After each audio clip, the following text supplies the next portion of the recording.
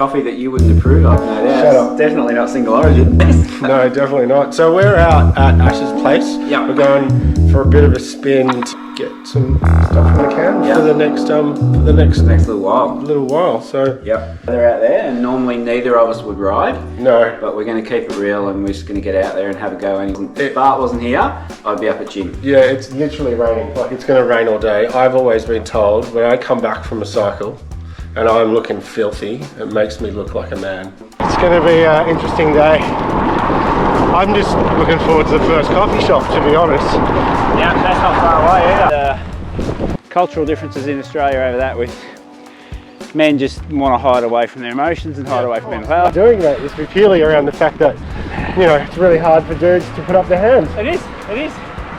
But unless you get them doing stuff. Exactly, unless you get them breathing heavy because they've just done a climb.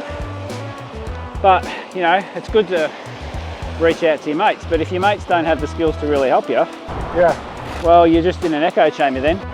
Yeah, absolutely, and you know, this is one reason why, you know, Ash and I are hanging out, to be able to join forces officially, to be able to, you know, provide all-rounded service. I know that, you know, my expertise is a lot to do with the digital, and I know that Ash is really all about the fact that, you know, running events, and so, you know, joining forces for us is just a no-brainer. Yeah. Where my dream's always been to be able to get dudes out doing stuff, and then there's always been a component of mental health in that, and that means it's, you know, approachable, and, you know, people that are, of course, professional, who can deliver those courses. And yeah, we've been doing it for 4 years now. It works. We've got a small community, but a strong one. And what we do works, because guys like to get out, we like to do stuff. Well-maintained bitumen. Coffee shop down the bottom. That's it. Coffee shop down that side. That's it. What a morning.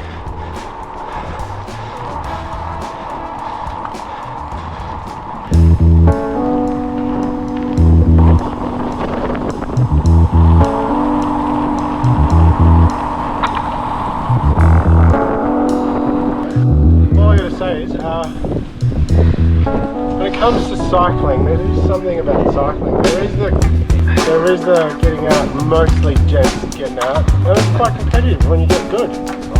You know, so you can just sit in the back of the bus like me and grind it out and think about coffee. Yeah, I mean, or just put your kit on, drive straight to the cutback. That's it. Most people do. I mean, you know. When we needed to go, I wonder why. I wonder how I could use cycling more. To help with all the shit during the day. And it's a routine thing as well. Honey, I'm going out for a spin with a boy. Really approachable. And you can pick, there's plenty of groups out there.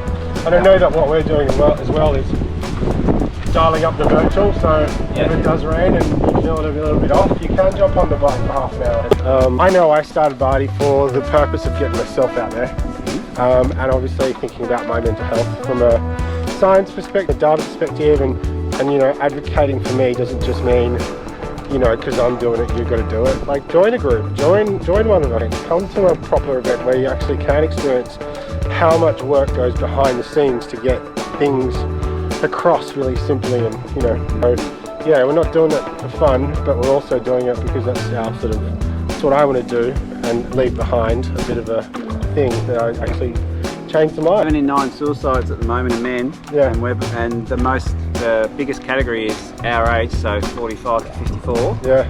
So I don't want one of my mates to be one of those stats. I want to make sure I'm not one of those stats. So you can either be sort of part of the problem, or you can get up and be part of the solution, eh? The thing about, I know the work that I did with Reach Out was a lot to do with the fact that, and this is true data, and that's the enabler to start thinking about your mental health is doing stuff. Like literally doing stuff, whether it's a walk or getting on a bike or a run, or even just getting out for 10 minutes for a surf.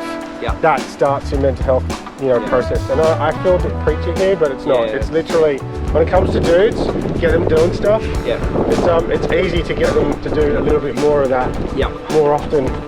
And the enabler for me, and the research has proven that, you know, if your partner supports you to do that and isn't going out, you know, to the strippers or the booze or all that sort of stuff, gambling, you're not taking drugs, or you're not putting alcohol in, like, there's a difference of the type of man you become and where your mental health is, and that there's science behind that. And last thing I will say, this is the research piece. It's really hard for dudes to put up their hand and ask for help. There's no doubt about it. But when you get them doing stuff with other dudes, 20% of that time is talking about their mental health. Like, what's my kid? I've just run into this problem with my kid. What do we do? And then when we, you come to a Cycle Well or a Barty event, that's really about that there is a professional in the room that you can tap and go, why does it do that? And they'll give you a real science approach to it, because they're specialists, like a lawyer or an accountant, versus just having a chat with your mate. It's good, but it's not going to get you on the... Talking to a mate's a great first step because it normalises it, but then when you don't want to be in an echo chamber, so if you don't know and I don't know, we can just keep talking about shit we don't know, or we can take the next step and go, let's go together, or I'm going to go find this shit out. Men are very action focused and we're very outcome driven, but for some reason we don't want the outcomes for ourselves. We've got to get over that. I see. We've got to get those outcomes for us. That's really interesting. Because that's the way we work. Yeah, right. So you got a Jordan Peterson, if you don't follow him, one of his 12 rules for life, which is an awesome book, read it if you haven't, is that you got to treat yourself like someone who deserves respect. Guys don't do that. We're turning ourselves into doormats because we're working hard, flat out, bringing money in for the family, doing the right thing, climbing the corporate ladder, all that shit we get told to do. We don't respect ourselves enough, and then we get angry, and then we get fat, and then we get lifestyle disease, and then we die. Out here, because the research that I did was, and this is the implementation that we did at, we tried to do it, Reach Out, and that was, how do we enable the guy to do so? And it was the partner. So generally, if he's working really hard, the other partner's saying, well, why aren't you at home looking after the kids, or why aren't you home long enough? If they knew that enabler was go out and hang out with the boys for a night, once a week, every 2 weeks, better man. Because you'd spend that time, 20% of that time, talking about your shit. And it's also, that's the biggest hurdle to blokes wanting to commit to come to a retreat. They go, oh no, I've got to ask the missus.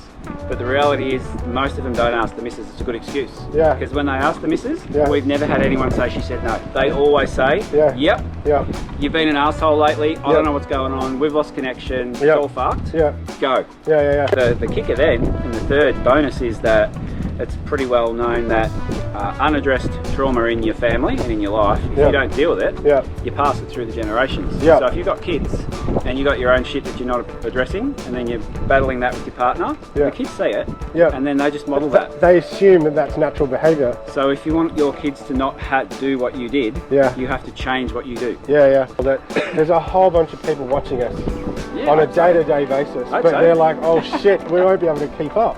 But that's really not how we're rolling, it's really about hanging out with us. And the reason why we're making some of this content is really all about just that we really just cool cats, be approachable, having a chat. The peer group that blokes don't have. So I noticed when I started Cycle Well that I hang around with lots of blokes, we all talk about our life shit because that's what we do. But none of us actually knew what to do. We got ourselves a psychologist who rides around with us, who now comes to our camps. G'day Chris. He's awesome, but he doesn't come on every ride. So I thought, what I need to do is have like that step so we can teach ourselves what we need to help each other while we're riding, and we can keep it down and build our resources. So you build that mental health, and then first of all it prevents shit from going bad as quickly, and then when shit does go bad, you know where to go to get it fixed, and you don't feel bad about it. Absolutely. Beautiful piece to all of that is, if you don't have the willpower to put up your hand, just come along to a group ride. It's a whole bunch of open dudes doing the same thing, you're in the same community, and you can always use the line is, it's not for me, but it's for a mate. I'm coming on a Cycle Well, it's not about the mental health, it's just about the riding. Rubbish, but that's okay. And whatever you're coming for. And the coffee. And the Single Origin $50 a cup coffee. Absolutely. That you get for free. Absolutely. I mean, I'm being quite philanthropic around this, and when it comes to a service and the quality of the service, I couldn't, couldn't be better than paired with a really good cup of coffee. Absolutely. And be able to talk about that. Cycling and coffee go together. You can teach us all about